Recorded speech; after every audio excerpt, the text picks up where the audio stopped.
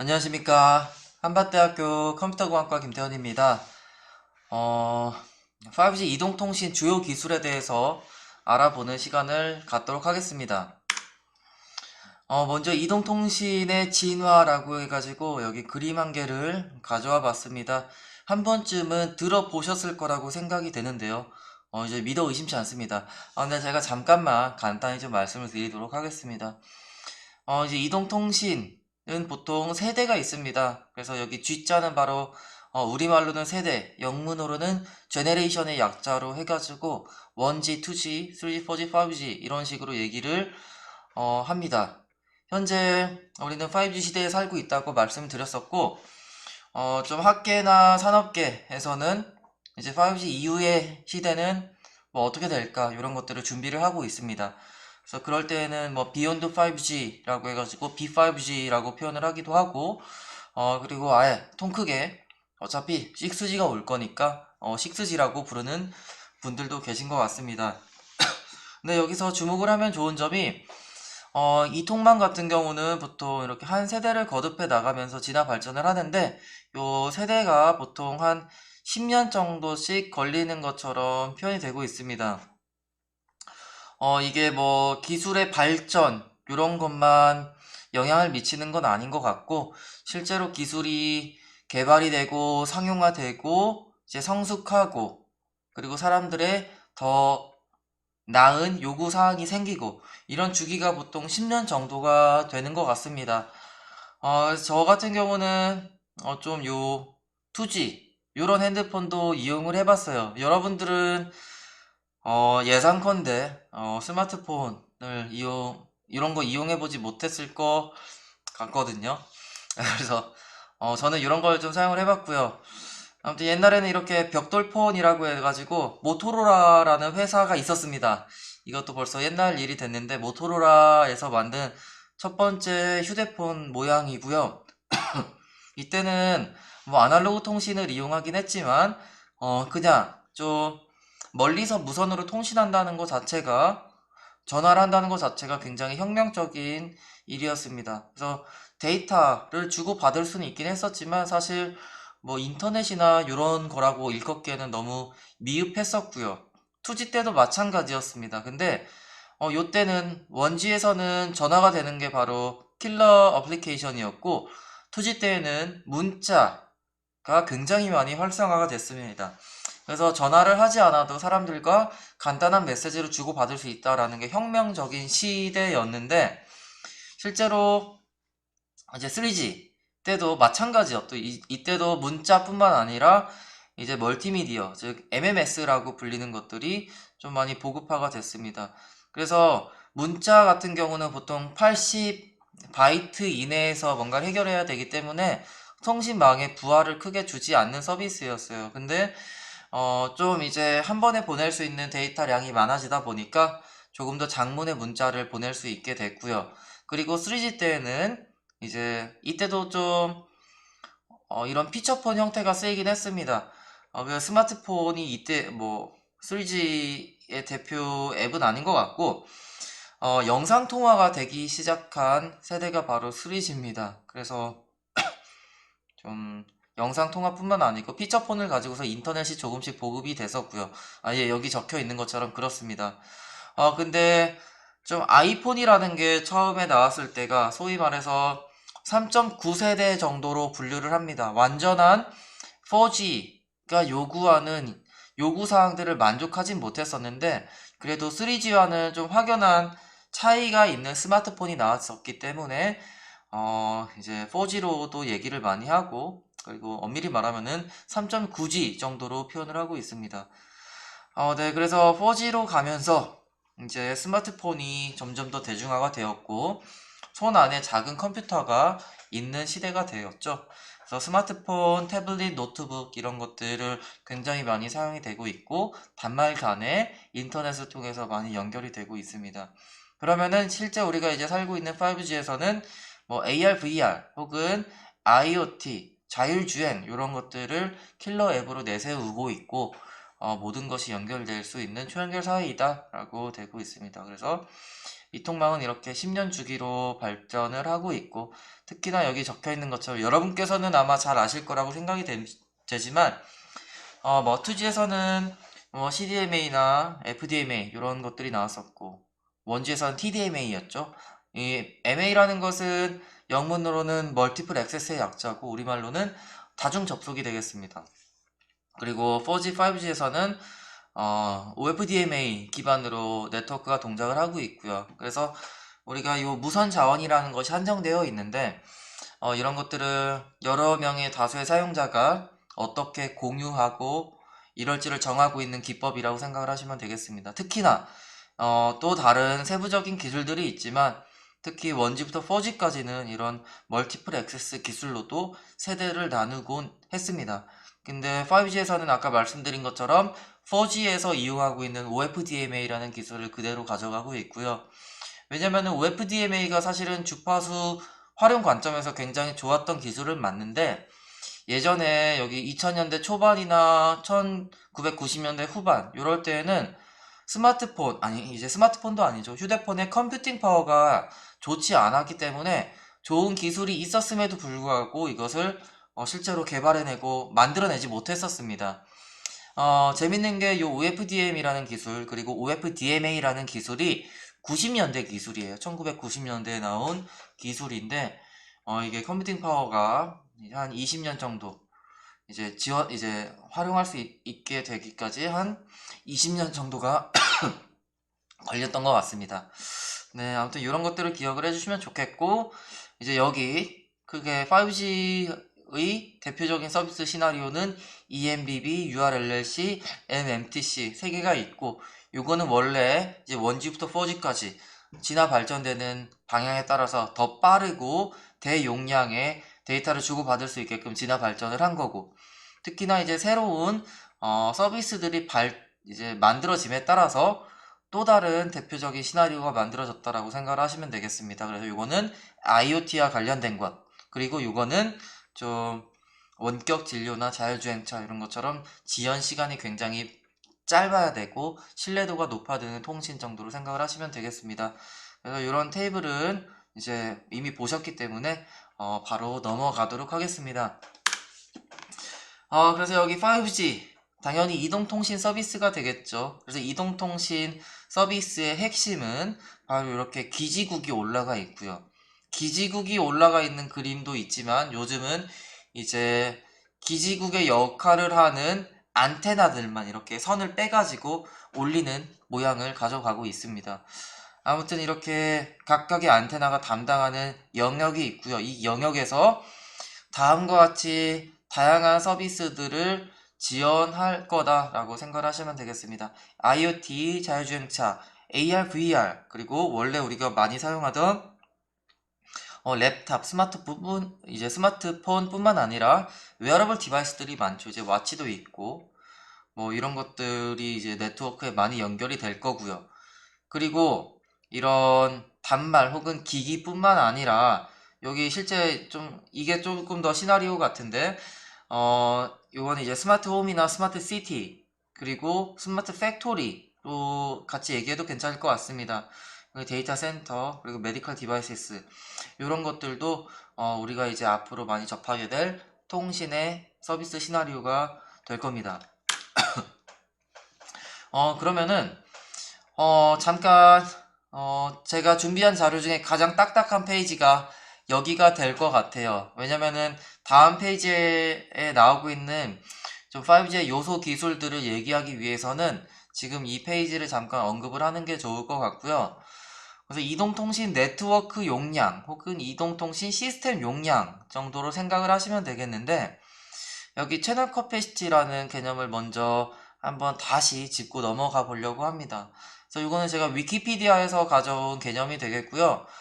채널 커패시티 같은 경우는 전자공학이나 컴퓨터공학이나 뭐 인포시오리 분야, 이 정보이론 분야 이런 데에서 많이 이용되고 있는 개념이 되겠습니다. 그래서 이거는 어떤 주어진 채널을 통해 가지고 통신 채널을 통해서 신뢰도 있게 전송할 수 있는 데이터 레이트의 어퍼 바운드, 상한선이다 라고 생각을 하시면 되겠습니다. 그래서 이거는 어떤 무선 자원 혹은 채널이 주어져 있을 때 굉장히 좋은 어떤 기술들을 적용시키고 이용한다 하더라도 요거 이상으로 더 좋은 성능을 낼 수는 없습니다. 그래서 이거는 이론적인 한계치라고 생각을 하시면 되겠고요. 간단하게 채널 커패시티, 채널의 약자를 써가지고 서브스크립트는 C자를 썼고요. 요거는 로그, 텀을 이용해서 이렇게 계산을 할 수가 있습니다. 그래서 요거는 미치 2인 로그가 되겠고요. 로그의 1 플러스 SNR, 시그널 투 노이즈 레이시오, 혹은 우리말로는 신호대 잡음비 정도가 되겠습니다. 그래서 굉장히 간단한 수식으로 표현을 할 수가 있는데 이거는 단위 시간당, 단위 주파수당 전송할 수 있는 비트 수 정도가 되겠습니다. 그래서 이거는 여기 다시 한번 주목을 하시면 좋은 게 채널 커패시티라고 적혀 있습니다. 하나의 채널에서 어치브할 수 있는 용량이 되겠는데 네트워크 커패시티 혹은 시스템 커패시티 정도로 생각을 하시면 되겠는데 이거는 다음과 같이 러프하게 계략적으로만 제가 한번 표현을 해봤습니다. 이거는 정해진 수식은 아니에요. 정해진 수식은 아닌데 우리 이동통신 네트워크가 달성할 수 있는 용량은 이제 많은 요소 기술들이 영향을 미치게 될 겁니다. 당연히 하나의 채널이 주어져 있다라는 가정에서 이제 채널의 개수를 몇 개를 가져갈 수 있냐, 즉 조금 이게 적절한 비유인지는 모르겠지만 국도, 도로의 차선이라고 생각을 하시면 되겠습니다. 그래서 한 차선만 있는 도로와 혹은 8차선이 있는 도로 두 개를 비교해 보시면은 8차선이 있는 도로에서 훨씬 더 많은 자동차를 원활하게 통행시킬 수 있을 거라는 것을 예상을 할 수가 있습니다. 그래서 그러한 역할을 하는 게 바로 밴드위스가 되겠고요. 우리말로는 주파수 대역 정도가 될 것 같습니다. 그래서 현재까지는 좀 주파수 대역, 통신사마다 뭐 가용할 수 있는 주파수 대역이 있을 텐데 보통 오더는 메가헤르츠 단위가 되겠습니다. 그래서 예전에 LTE 초창기 때에는 뭐 20메가헤르츠 대역 혹은 10메가헤르츠 대역 요 정도만 이용을 했었는데 좀 LTE가 진화 발전함에 따라서, 즉 LTE는 롱텀 에볼루션의 약자라서 사실 표준이 2000년도 중반, 2010년도 중반, 초중반에 나왔을 때도 그냥 장기적으로 진화 발전하는 표준 문서이다 라고 해가지고 LTE라는 단어를 유래한 걸로 알고 있습니다. 그래서 지금도 계속해서 진화 발전을 하고 있는데 초창기에 좀 이동통신사 광고를 보신 분은 기억하실지 모르겠지만 이제 차선의 도로가 점점 더 많아지는 그런 광고도 있었던 것 같습니다. 즉 자동차가 달릴 수 있는 도로를 점점 늘렸고, 그래서 원래는 10메가 혹은 20메가헤르츠 대역만을 가지고 있었는데 이게 캐리어 어그리게이션, 주파수 접합이라고 우리말로 표현을 하는지 모르겠지만 그런 기술을 통해서 차선을 좀 더 넓혀준 거라고 생각을 하시면 돼요. 그래서 40MHz, 80MHz 이런 식으로 더 많은 밴드위스를 할당함으로써 네트워크가 달성할 수 있는 용량을 증대시켰다고 보시면 되겠고요. 근데 최근에 이제 밀리미터 웨이브 대역에서는 훨씬 더 많은 주파수 대역을 가용을 할 수가 있습니다. 더 높은 중심 주파수 대역을 이용하고 있기 때문에 거기서는 주파수 대역이 조금 한가하거든요. 그렇기 때문에 여기서는 오더 자체가 메가헤르츠가 아닌 기가헤르츠 단위 정도까지 간다고 생각을 하시면 되겠습니다.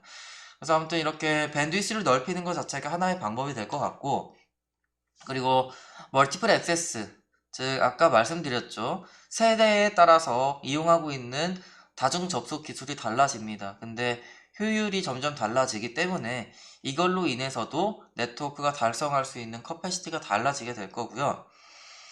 그리고 이제 이동통신이라고 하는 거는 사실 기지국 하나가 이렇게 쭉 올라와 있는데 기지국이 반경을 담당하는 시스템입니다.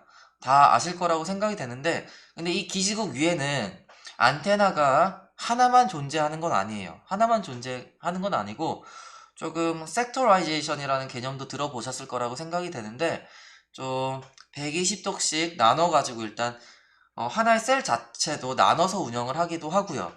근데 그 섹터 안에 혹은 그냥 기지국 안에서도 안테나를 여러 개를 둬가지고 좀 동시에 서로 간의 간섭을 없앨 수 있도록 이제 무선 빔을 만들어 가지고 송출을 합니다.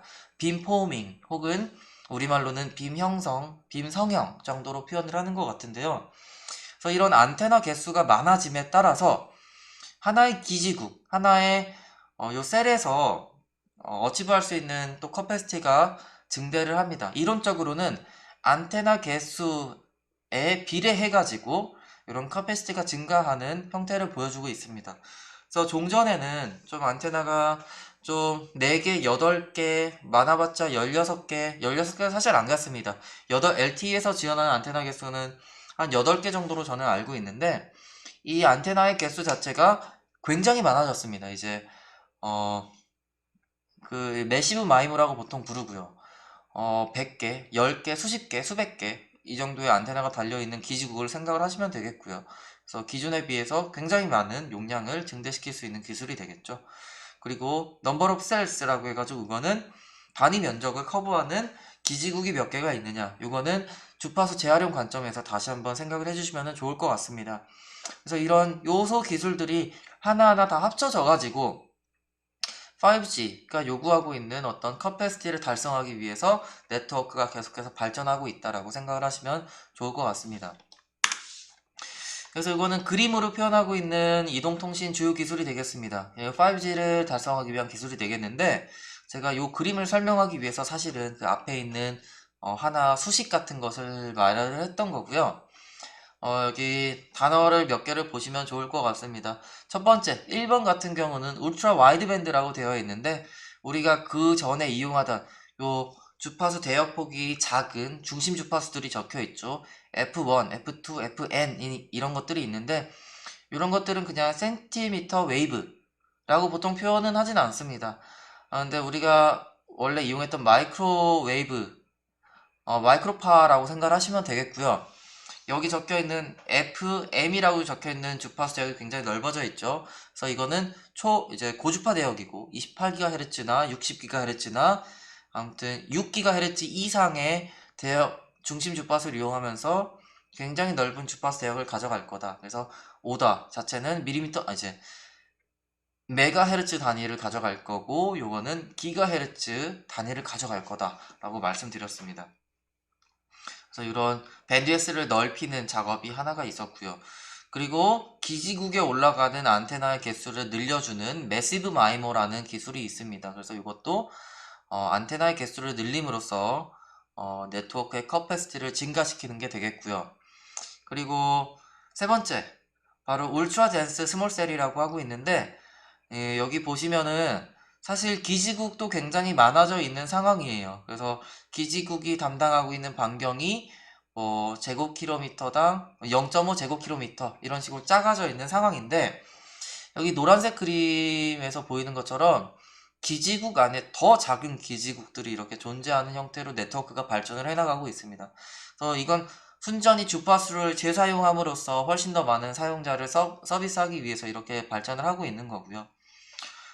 그리고 여기 멀티 렛이라고 해가지고 많은 다양한 라디오 액세스 테크놀로지가 이용이 되고 있습니다. 쉽게 말해서 웨이브폼을 새롭게 만든다라고 생각을 하셔도 되겠고, 아까 잠깐 말씀드린 것처럼 서로 다른 주파수 대역을 이용할 때 이제 어떤 기술을 이용할지 정하는 기술이라고 생각을 하시면 되겠습니다.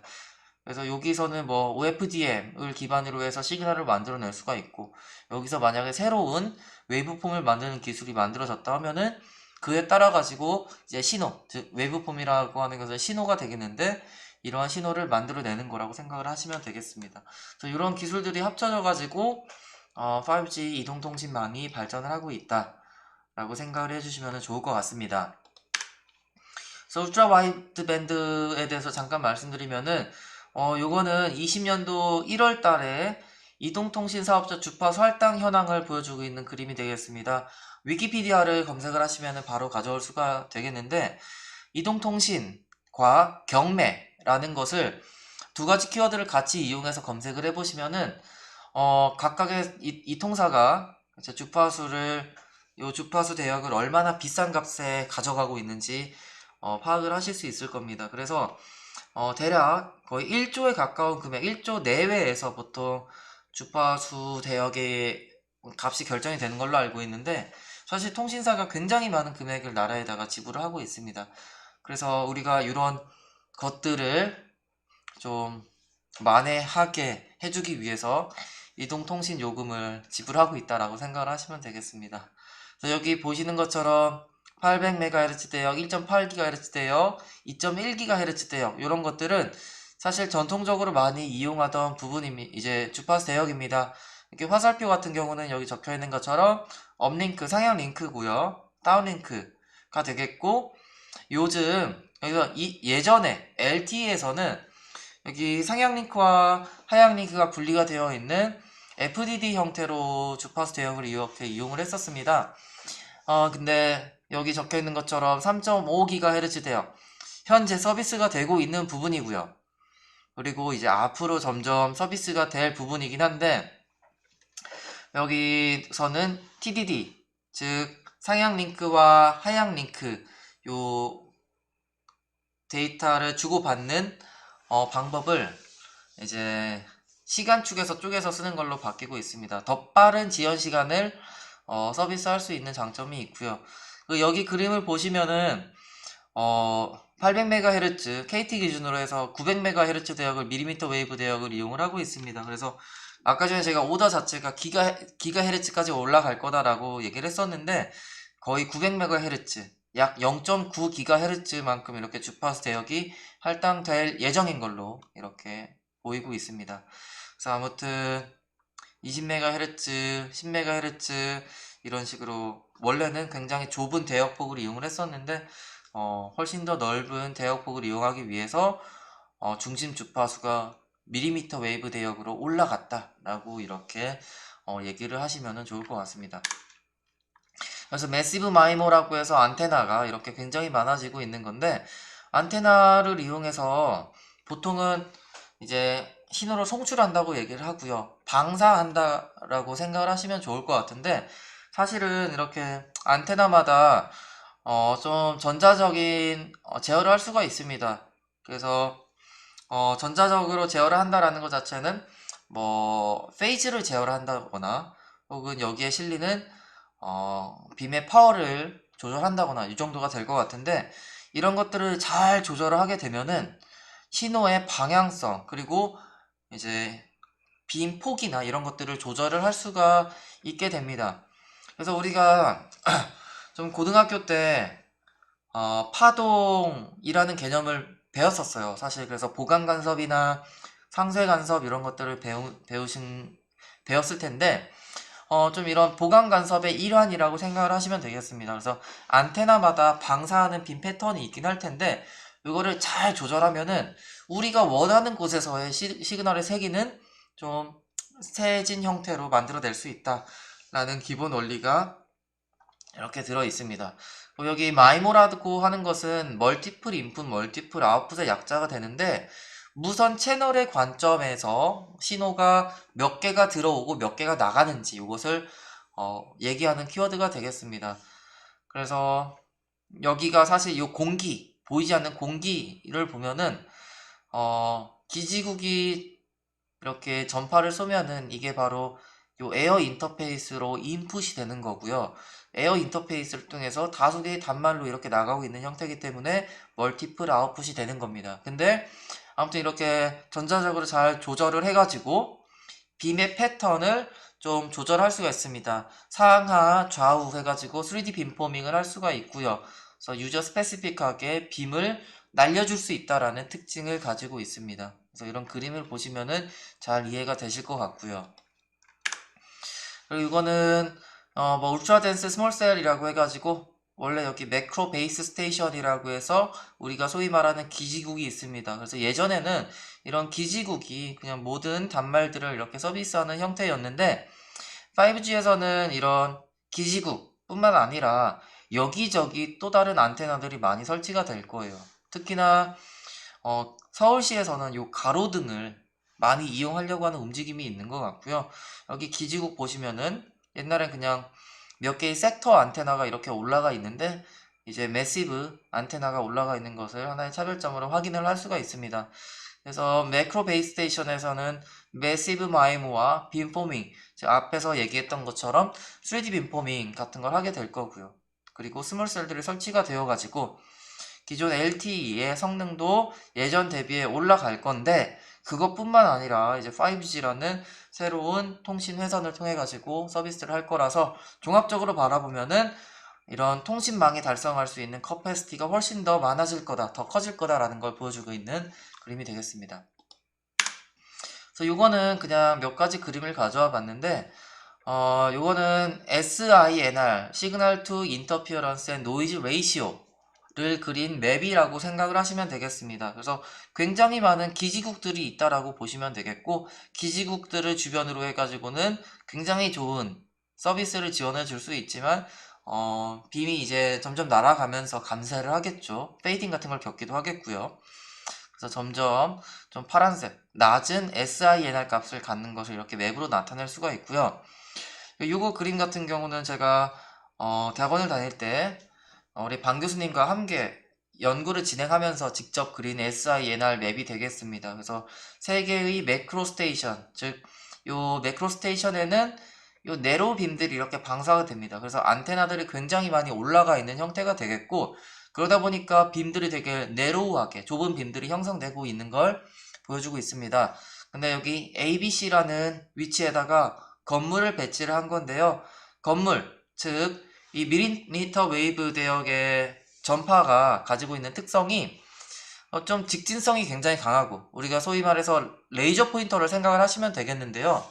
직진성이 강하고 벽에 부딪히면 반사가 잘 안 되고, 그리고 좀 문틈이나 이런 데에서 회절이 잘 안 됩니다. 그래서 여기서 0번이라는 베이스 스테이션에서 빔을 쏘았을 때 이 건물에 맞으면은 빔이 전달이 안 돼요. 그 넘어서는 음향 지역이 발생을 하는 겁니다. 그래서 여기 건물이 3개가 올라오다 보니까 이 파란색 부분에서는 서비스가 제대로 안 되고 있는 것을 묘사하기 위해서 이렇게 좀 시뮬레이터를 만들었던 거고요.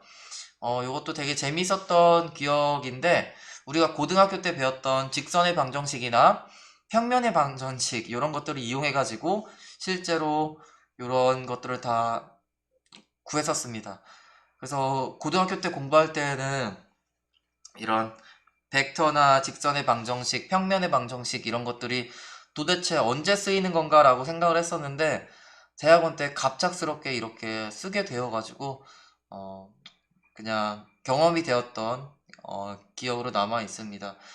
그래서 아무튼 이런 것들을 좀 해결하기 위해서 이런 건물 위에다가 또 다른 안테나들을 설치를 하고 있는 거고요. 특히나 지금 뉴스를 보시거나 겪으신 분도 계시겠지만 5G 현재 밀리미터 웨이브 대역에서 문제가 되고 있는 것 중에 하나가, 우리가 이렇게 이동 중에 좀 통신이 끊기거나 끊김으로 인해서 LTE로 다시 전환이 되거나 하는 핸드오프라는 이제 이벤트가 빈번하게 발생을 하고 있습니다. 그래서 이런 빔 패턴이나 그림을 보시면은 왜 밀리미터 웨이브 대역에서 그러한 문제가 발생을 하고 있는지 충분히 납득이 가실 거라고 생각이 됩니다. 실제로 이 과제에서는 이렇게 밀리미터 웨이브 대역에서 빔이 굉장히 좁아져 있는 상황에서 과연 이제 얼마나 빠른 디바이스를 서비스를 성공적으로 할 수 있을까, 그런 것들을 서비스하기 위해서는 어떤 핸드오버 알고리즘을 가져가야 되느냐, 이런 것들을 연구했던 과제고요. 실제 이게 2013년도에 진행을 했던 과제가 되겠습니다. 그래서 그때도 이런 500km/h의 기차를 서비스하기 위해서 어떻게 해야 되는가, 이런 것들을 그때부터 계속해서 고민을 했던 게 되겠습니다.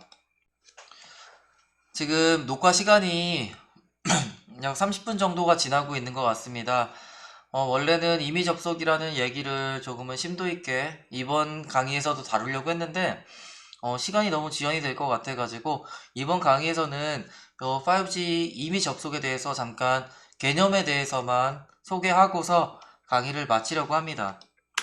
그래서 이미 접속에 대해서 말씀드리기 전에 잠깐 이 이동통신망 구조라고 해서 이 페이지만 살펴보고서 넘어가도록 하겠습니다.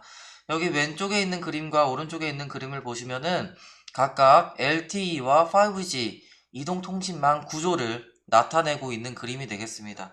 그래서 여기 나와 있는 많은 단어들이 있는데 이런 것들을 크게 신경 쓰지 않으셔도 괜찮습니다. 근데 다만 여러분께서 기억해 주시면 좋은 게 뭐냐면은 LTE 같은 경우는 여기 보시는 것처럼 유저 이퀴먼트, 즉 사용자 단말이 있죠.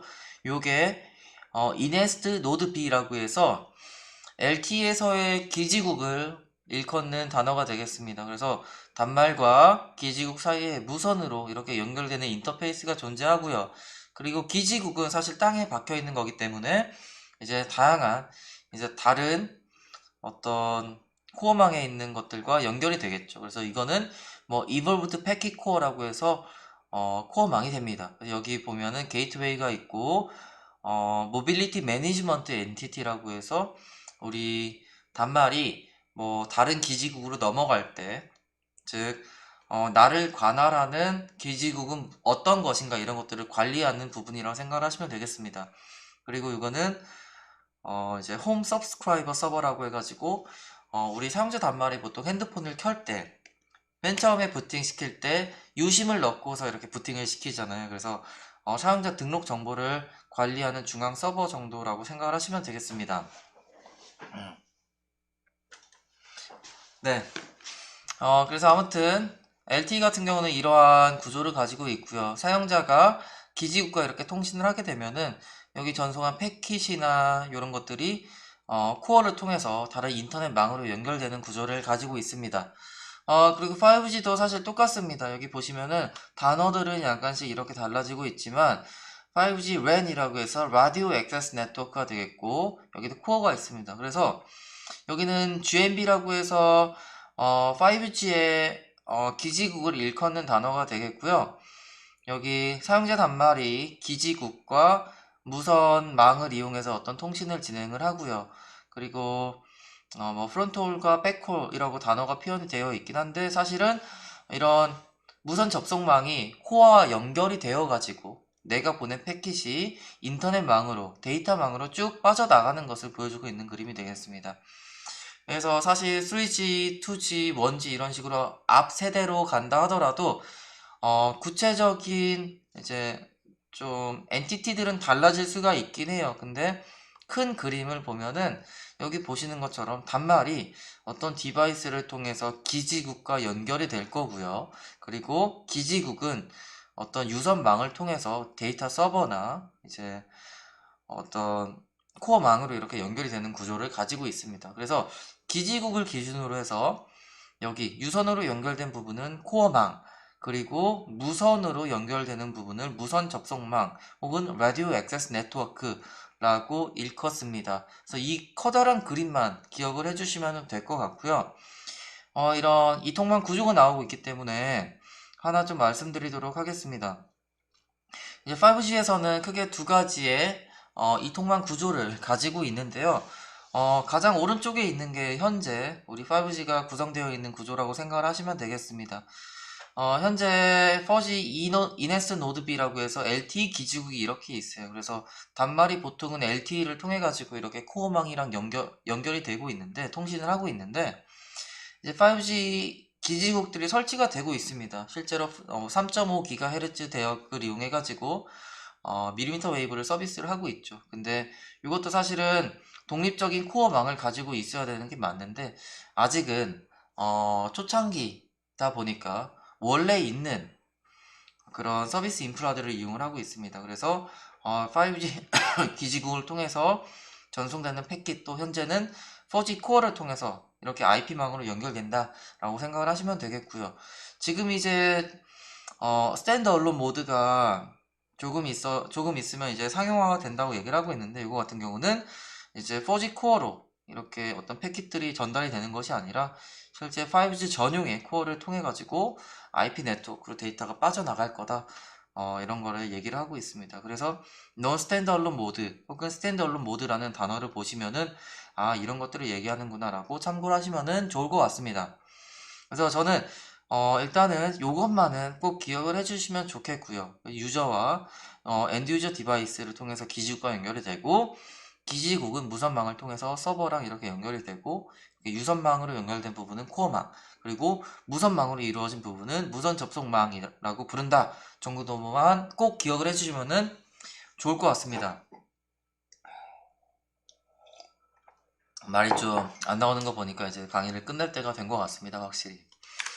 네, 그래서 이동통신망 통신 절차라고 해가지고 오늘은 딱 여기까지만 할 거예요. 여기까지만 할 건데 보통 우리가 핸드폰을 이제 키는 거를 생각을 하시면 될 것 같습니다. 그래서 핸드폰을 켜면은 얘는 당연히 어떤 기지국과 통신을 해야겠죠. 그러면은 첫 번째로 해야 되는 게 바로 이제 물론 여기는 절차상으로는 파워온이 첫 번째로 되어 있는데, 전원을 켠 다음에는 바로 이 내 핸드폰을 서비스할 수 있는 단말이 기지국이 어디 있는지 주변 셀들을 살피는 과정을 거칩니다. 셀들이 굉장히 많이 있겠죠. 굉장히 많이 있는데, 그래도 이제 기지국이 좀 대표적으로 보내는 브로드캐스팅 하고 있는 시그널들이 있어요. 근데 그런 것들을 쭈루룩 살펴본 다음에 그래도 나에게 조금 센 신호로 전송하는 기지국이 이거랑 저거랑 요게 있다, 이런 식으로 리스팅을 합니다. 근데 그 중에서도 가장 좋은 신호를 전달할 수 있을 것 같은 기지국을 선발을 하고요. 그 기지국과 이제 통신을 실질적으로 할 준비를 하게 됩니다. 그래서 여기서는 셀 어소시에이션이라고 이렇게 불렀고요. 셀과 이제 접속하는 과정이라고 생각을 합니다. 근데 이 셀 어소시에이션을 랜덤 액세스라는 절차, 즉 우리말로 임의 접속이라고 부르는 건데요. 요 랜덤 액세스를 통해서 셀과 딱 접속하는 과정을 거치게 됩니다. 그러면은 그때부터 이제 각 단말과 기지국은 어떤 데이터 통신을 진행을 할 수가 있게 됩니다. 데이터 통신이라고 표현을 하긴 했는데 전화도 마찬가지입니다. 요새는 보이스 오버 LTE라고 해가지고 여러분들이 말하는 이제 목소리가 샘플링이 되고 디지타이즈 된 다음에 패킷으로 만들어진 다음에 요 데이터망을 통해서 다른 쪽으로 전달이 됩니다. 그래서 음성도 다 데이터 통신을 통해 가지고 전달이 됩니다. 그래서 전화를 하든 문자를 하든 카톡을 하든 뭘 하든 우리가 이 기지국을 이용해서 이동통신을 하기 위해서는 반드시 셀과 접속하는 과정을 거쳐야 되고요. 그리고 랜덤 액세스라는 절차를 반드시 수행을 해야 됩니다. 그래서 굉장히 중요한 절차라고 얘기를 할 수가 있습니다. 그래서 앞에 있는 그림을 다시 한번 이렇게 그려보았는데, 단말과 기지국 사이를 무선 접속망이라고 얘기를 했어요. 그래서 단말이 요 무선 접속망과 연결하는 과정은 임의 접속이다라고 부르고요. 사실 요 사이에 일어나는 과정이 되겠습니다. 그래서 이렇게 접속이 된 다음부터는 뭐 단말은 기지국과 무선 통신을 하게 될 거고요. 그 무선 통신한 결과들, 뭐 패킷들은 코어망을 통해서 인터넷망으로 빠져나가게 될 거고요. 그리고 저기 어딘가에 있는 뭐 서버로 갈 수도 있고, 혹은 반대쪽에 있는 기지국과 연결된 단말에게 다시 전송해주는 그런 통신도 가능하게 될 겁니다. 그래서 카톡을 하는 거를 그냥 생각을 하시면 되겠고요. 그래서 여기도 단말이 3개의 기지국이 주변에 있는데 중간쯤에 있는 걸 한번 생각을 해보면 좋을 것 같아요. 단말을 딱 켰는데 내가 통신을 할 수 있는 기지국은 현재로선 3개가 있겠죠. 근데 그 중에서도 가장 낮다고 판단되는 어떤 기지국과 연결이 되어야 될 거고요. 그때 랜덤 액세스 절차를 하게 될 겁니다. 그리고 단말이 만약에 이동통신망이잖아요. 그러니까 이동성을 서포트를 해줄 건데 이쪽 이제 반경에 들어있다가 옆에 있는 곳으로 넘어가게 되면은 핸드오버 혹은 핸드오프라는 절차가 수행이 될 거고, 그때부터는 요 옆에 있는 기지국을 통해서 서비스를 받게 될 겁니다. 요 핸드오버하는 과정에서도 랜덤 액세스라는 절차가 일어나게 됩니다. 근데 통상적으로 일반적으로 얘기하는 경쟁 기반의 랜덤 액세스가 일어나는 건 아니고요. 특수한 케이스이지만 경쟁이 없는 충돌이 없는 그러한 임의 접속을 거치게 됩니다. 그래서 이런 것들에 대해서는 다음 시간에 다시 한번 말씀드리도록 하겠습니다. 여기 페이징이라는 단어와 트래킹 에어리아라는 단어가 이렇게 나와 있는데요. 지금 이 절차를 일단 생각을 해보시면은 좀 단말이 무언가를 트리거하는 관점에서 적어 놓았어요. 핸드폰을 켜고 핸드폰이 기지국과 연결이 되고 연결을 하고 통신을 하고 이런 것들을 얘기하고 있죠. 근데 핸드폰은 보통 이렇게 파워를 온 한 다음에 내가 어느 정도 기지국과 통신이 없으면은 기지국과 연결을 끊어 놓습니다. 슬립 모드에 빠졌다라고도 표현을 하고요. 그래서 다시 한번 내가 뭔가 기지국에게 보낼 패킷이 있으면은 그때 랜덤 액세스를 다시 이렇게 수행을 하게 됩니다. 그래서 핸드폰을 켰을 때만 랜덤 액세스를 하는 건 아니고 정말 빈번하게 주기적으로 랜덤 액세스를 하게 됩니다. 근데 내 핸드폰이 통신이 없는 상황인데 누군가 나에게 어떤 거를 보내고 싶을 때, 즉 하향 링크로 데이터를 받는 상황을 생각을 해보면은 그때도 내 단말은 내 의지와는 관계없지만 기지국과 연결이 되어야 되겠죠.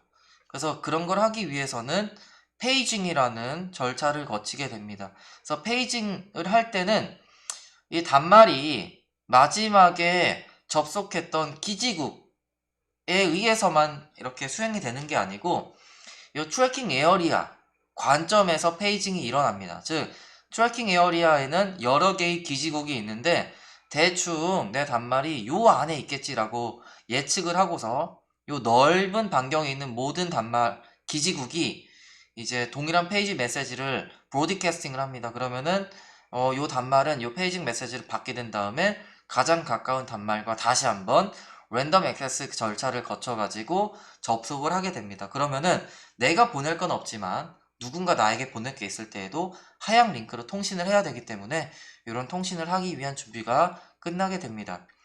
그래서 랜덤 액세스라는 절차가 이렇게 굉장히 많이 수행이 되는 절차라는 것을 말씀드리기 위해서 본 페이지를 이렇게 준비를 했고요. 다음 페이지 잠깐 이렇게 열어보면은 그래서 단말과 기지국 사이에 4개의 절차로 이루어져 있습니다. 이게 바로 랜덤 액세스가 되겠고 이 절차가 반드시 이루어져야지 데이터 통신을 할 수가 있습니다. 그래서 이 4개의 단계에 대해서는 다음 시간에 다시 한번 알아보고요. 이것도 완벽하진 않아요. 완벽하지 않다라는 것은 원래 이 절차상의 디자인, 설계된 어떤 특성 때문에 중간에 컬리전 문제가 발생을 해서 좀 접속이 제대로 안 되는 문제가 발생을 할 수가 있습니다. 그래서 이런 것들이 무엇인가에 대해서도 다음 주에 다시 한번 말씀드리도록 하겠습니다. 네, 일단 이번 주차 강의가 조금 길어지긴 했는데 이론 강의는 이 정도에서 마무리하도록 하겠습니다. 네, 감사합니다. 김태훈이었습니다.